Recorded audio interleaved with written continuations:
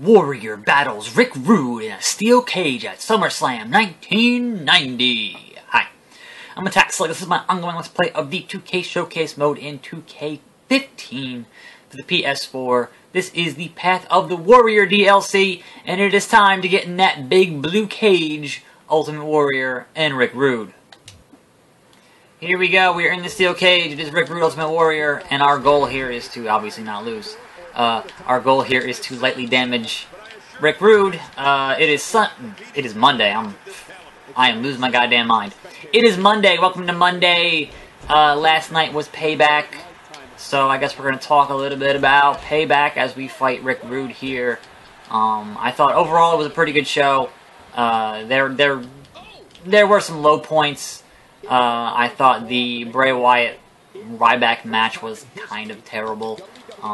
And I don't know if Bray Wyatt legitimately hurt Ryback by legitimately falling on him, which was like, that was a sickening thud there. That was just gross. I was like, aha. He needed like another 6 inches to get past him. He just didn't quite, could not get his army tank with a Ferrari engine body over Ryback, which was a shame. I thought the tag title match was fantastic.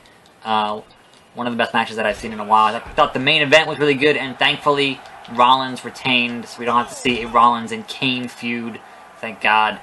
I don't want Kane in any wrestling feud at this point. I mean, yeah, as a manager type guy, as a guy who can take bumps, sure. But in a, you know, one-on-one wrestling feud, no, I don't want to see that. I'm done seeing that. I've seen enough of that for the past 15 years. I'm good. Grapple him. Grapple him. Here we go. Cutscene.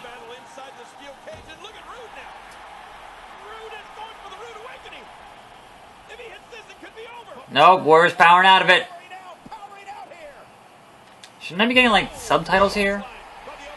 I'm pretty sure they're on, but perhaps at some point they've been turned off. I don't know. But normally there'd be subtitles. So there's that.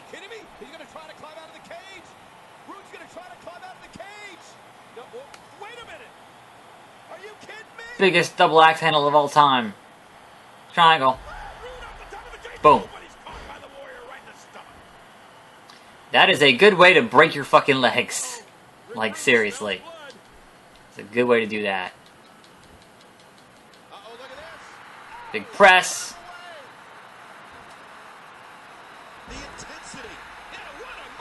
And a finisher. What? You reversed the finisher?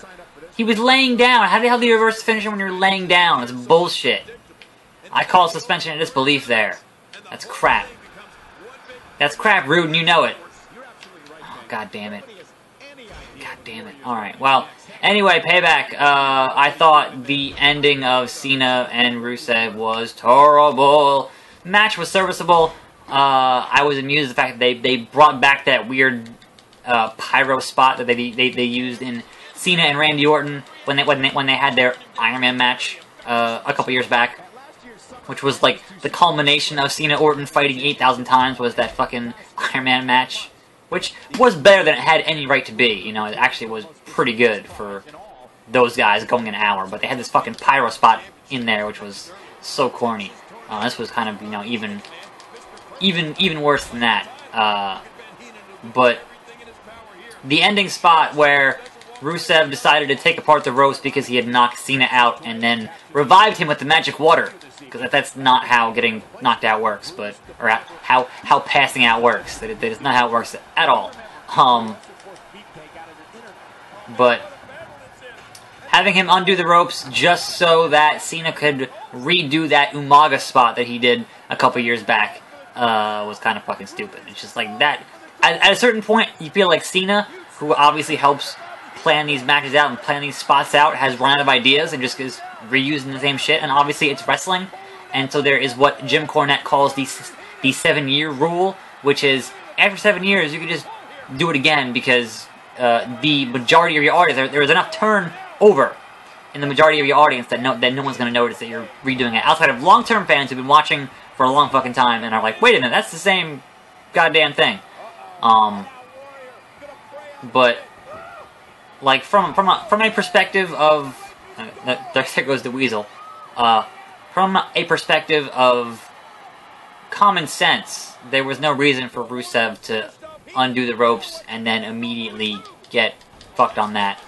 So, like, there were other ways that he could have made him say, "I quit," that didn't involve having to undo the ropes just so that Cena could do his spot. Like, you know.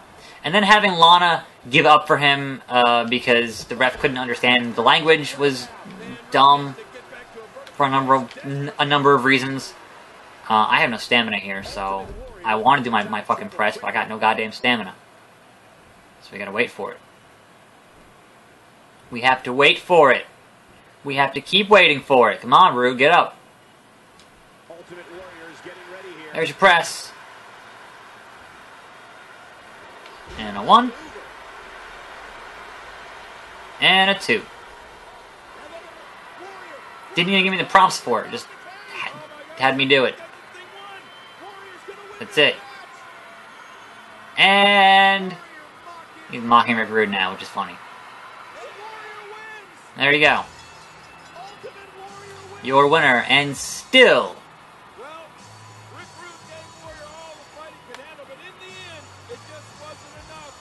There's a subtitle. How come they didn't have them? I mean, I guess they wouldn't have them in the match for the commentary. But for like the custom commentary, it seems like you should have. I don't know. I'm just crazy, I guess. I don't know. That's when they're saying things that I want to hear what they're saying. I'm talking over it. I like to have subtitles because then at least I can kind of pay attention to them.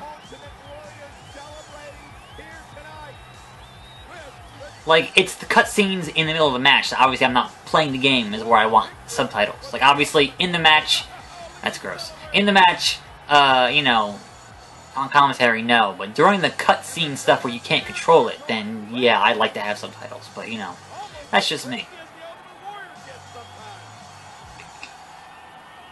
But, yeah, back to Payback. What else happened at Payback? I don't even know. Things happened at Payback. I thought the main event was pretty good. They had that brief Shield reunion was a fun bit of booking. Having them redo the Triple Powerbomb. We're in another fucking cutscene here. And that was certainly a fun bit of booking there. And then having just absolute chaos at the end of that and having Rollins retain is fine. I'm curious to where they're going to go with it for the Chamber. Are they going to have Rollins defend at the Chamber or not? And here's some Macho Man, and here's some the evil Sergeant Slaughter when he was the Iraqi sympathizer.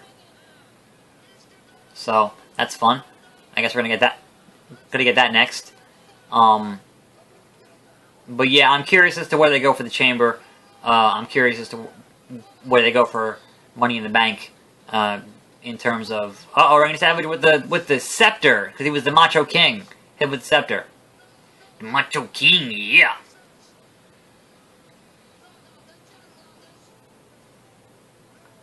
And new champion, Sergeant Slaughter, gave him the belt. He was a world champion. That's really funny. And yeah, so I don't know. I thought it was a pretty well put together pay-per-view outside of a few things that kind of just didn't really fit. I don't know why we had the pre-show match. They added another match, which was R-Truth versus Stardust. And granted, not a bad match, but why have a second match on the pre-show when you would have been saying for how long it was going to be Macho Mandow and Axelmania versus Ascension? And why did, like, I can't even tell who you're trying to build there with having Ascension win, when Ascension's been jobbing to everybody for fucking months now because Ascension is terrible. Like, why would you have them win that match? No entrances? Okay, sure. That's gonna do it for today. My bad. I thought I had more time to talk about Payback. I have, you know, like the full entrances there, but it is Monday, so therefore my assumption is most of you are either watching this video or watching Raw, one or the other, so I don't want to take up too much of your time if Raw's on soon by the time this video goes up at some point this afternoon. So, that's going to do it for today. I don't know that I have any other real Payback thoughts, but we're 2 weeks away from the Chamber, so I will have, you know, obviously I watch Raw tomorrow, because I don't watch it on Mondays. So I'll discuss that when that happens, or if any, you know, news breaks, and then, you know, I will have, you know, big stuff in tomorrow's video here as we continue on in the path of the Warrior. As always, I'm your host, Taxley. This has been my Let's Play of the 2K15 Showcase DLC. We are cranking on to the end of it here at some point. This is the career versus career, which is when Macho Man, you know, left and went to WCW. I think that's when it was. Or no, when it was, he became an announcer? Or was this when Warrior left for the first time? Someone leaves here, and I can't remember who. In any event, we'll find out tomorrow, so tune in. I'm Attack Slug, and I will see you next time right here on this channel. And I'm out.